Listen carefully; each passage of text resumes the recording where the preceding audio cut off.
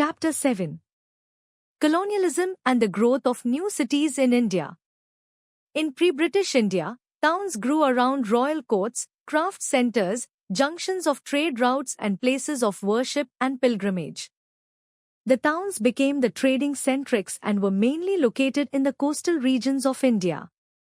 The East Indian Company started gaining administrative control of areas, especially Bengal, after acquiring Devani rights.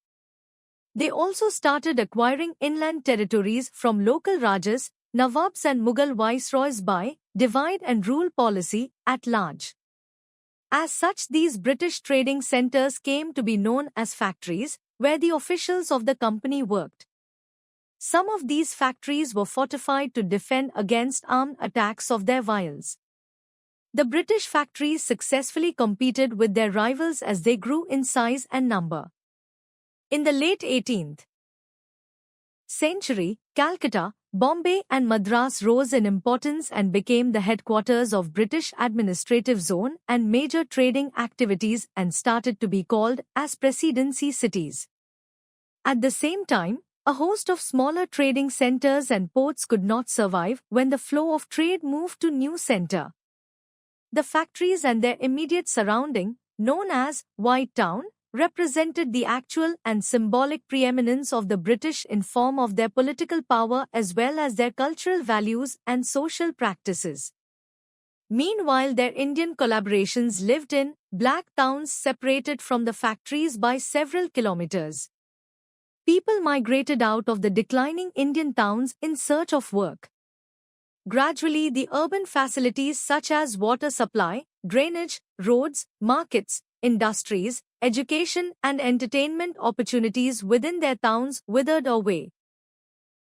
This process of decline in urban facilitation accompanied by large-scale migration of people is called deurbanization. And the main Indian towns affected in early 19th century were Murshidabad and Dhaka to name, which were noted for the textile industry. Deurbanization seems to have occurred particularly in the heartland of northern India. India's economy became increasingly agriculture and peasant-based. Therefore, the second half of 19th century witnessed deurbanization of the existing urban centers. The growth of new centers of colonial activity in form of port cities Calcutta, Bombay and Madras came into existence. Growth of towns. At many places in India, new towns developed to meet the needs of colonialism. The administrative centers ranged from the large presidency cities Madras, Calcutta and Bombay to towns around district headquarters. Towns also grew around residencies, the official residences of the British residents, as in Lucknow, Pune and Hyderabad. They planned and also developed the concept of hill station, another colonial urban form, and cities like Shimla and Darjeeling were established. It was from Shimla that the British government of India partly conducted its affairs. Conceived as a little home away from home, they were structured on the physical and moral image of England. A mall or central avenue was built for stroller and Anglican churches were constructed. Army cantonments set up to check foreign invasions and internal revolts developed into townships. One example is Dhanpur near Patna, Meerut, etc. Centers that traded in exportable commercial crops such as cotton, cane, sugar and indigo urbanized rapidly. The Old Town in Mirzapur, for example, flourished important center of cotton trade. As in policies and institutions in colonial towns, the colonial towns were different from the earlier Indian towns in the social values and the culture they reflected. The colonial towns were built over wide spaces, usually near water sources, had tree-lined street, thoroughfares, markets, a church, and a cemetery. A town usually had clubs, gymnasiums, a racecourse and a golf course meant exclusively for Europeans. Only very influential and wealthy Indians were allowed limited access. Otherwise, a board at the entrance often warned, Indians and dogs not allowed. The British residential buildings were called bungalows. In the 1860s, The British introduced municipal bodies in the colonial towns to take care of civic amenities such as water supply, drains, hospitals, transport, roads, parks and museums. The presidency cities of Calcutta, Madras, and Bombay each had its corporation. During the 18th century, Indian towns were compact areas, typically mauled with administrative agencies. In official records, the area within the moles was referred to as the walled city. They were divided into thanas or wards, which were further divided into mohallas or neighborhoods. Lord Cornwallis discontinued the local government system of the native rulers and made the district collector and main agent of local administration. He divested the collector of all judicial and magisterial powers. He was made the chairman of the municipality. The primary functions of district collector were to keep peace, collect revenues and administer justice. There was a police official called Superintendent of Police to assist him. An imperial city, Delhi. The historic imperial city of Delhi became a dusty provincial town in the 19th century before it was rebuilt as the capital of British India after 1912. Let us look at the story of Delhi to see what happened to it under colonial rule. Delhi has been a capital for more than a 1,000-year, although with some gaps. The most splendid capital of all was built by Shah Jahan. Shahjahanabad was Begum in 1639 and consisted of a fort palace complex and the city adjoining it, which we call today Old Delhi. The British called it the walled city because it had a wall around it. Now only a few of the 14 or so gates remain. The Lal Killa, Red Fort, within which the Emperor's Palace complex is situated, and the Jama Masjid, one of the Asia's largest mosques, are the two most eye-catching buildings in Shahjahanabad. The main streets of Chandni Chowk and Faj Bazar were broad enough for royal processions to pass. A canal ran down the center of Chandni Chowk. Delhi was also an important center of Sufi culture. It had several dargahs, khanqahs, and eidgahs. Open squares, winding lanes, quiet cul-de-sacs and water channels were its pride. No wonder the poet Mir Taqi Mir said, "The streets of Delhi aren't mere streets, they are like the album of a painter." Havelis. The Havelis were meant for large joint families and their servants. Rich Mughal nobles lived in large Havelis. The Havelis had courtyards surrounded by many rooms in 2 or more floors. Outer rooms were used for guests and business purposes. Women lived in the inner rooms. Gradually, during decline in Mughal nobility, the Havelis lost their grandeur.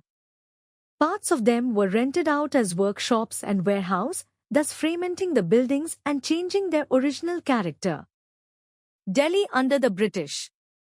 Lord Wellesley annexed Delhi and Agra in 1803 and brought the Mughal emperor under British control.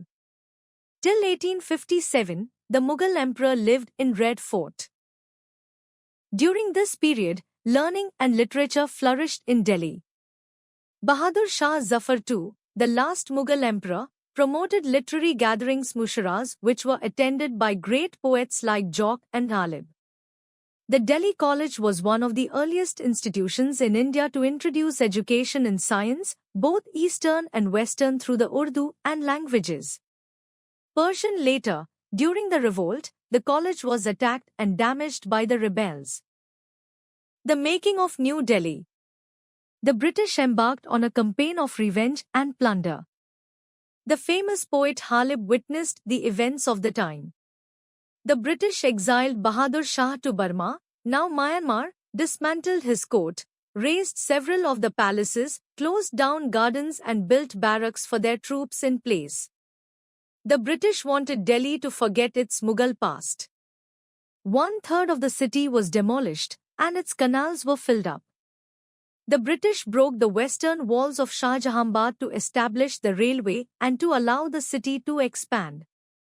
The Delhi College was turned into a school and shut down in 1877. Building a new capital.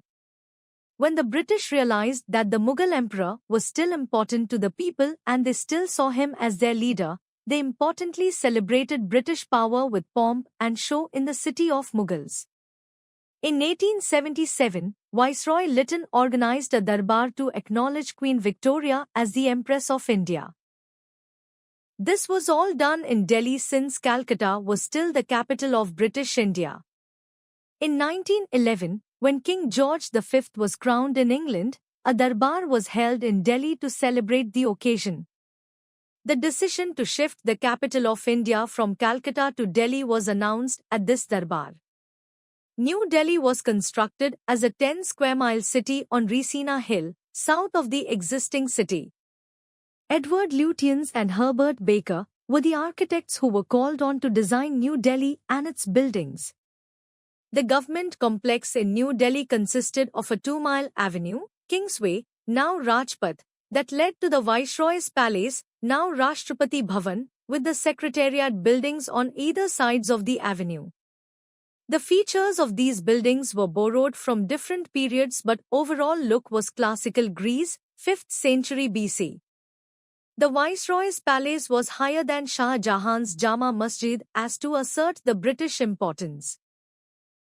The architectural style of the buildings in New Delhi was a combination of European and traditional Indian, mainly Buddhist, Hindu and Muslim, styles. The new capital had churches, post offices, police stations, bungalows for the British and palaces for important Indian princes. Connaught Palace, the main shopping centre, was located between the new city and the old city. They installed huge statues of British monarchs and viceroys were a mark of their presence. The architects wanted New Delhi to represent a sense of law and order in contrast to the chaos of Old Delhi. The New Delhi had to be clean and healthy space, having better water supply, sewage system, drainage facilities than the Old Delhi. It had to be green, ensuring fresh air and adequate supply of oxygen. The partition of India in 1947 led to a massive transfer of population on both sides of the new border. As a result, the population of Delhi swelled. Thousands of people in Delhi were killed and their homes looted and burned. As streams of Muslims left Delhi for Pakistan, their place was taken by equally large members of Sikh and Hindu refugees from Pakistan. Most of the migrated people to India from Pakistan occupied homes, streets, refugee camps, gurudwaras, temples, schools, colleges, military barracks, and even the streets in and around Delhi. At the same time, Delhi became a city of refugees. In due course, the Indian government provided housing facilities, water supply, drainage, schools and colleges and markets in the area inhabited by the refugees. All this led to the emergence of townships such as Malviya Nagar, Rajendra Nagar, Lajpat Nagar, Tilak Nagar, etc. There was a great replacement and changeover and exchange of skills and occupations with the people who migrated. Many of the Muslims who left for Pakistan were petty traders, artisans and laborers. New migrants coming to Delhi were rural landlords, lawyers, teachers, traders and small shopkeepers. Partition changed their lives and their occupations too. The migration changed the social and professional milieu of Delhi. An urban culture largely based on Urdu was overshadowed by new tastes and sensibilities in food, dress and the arts.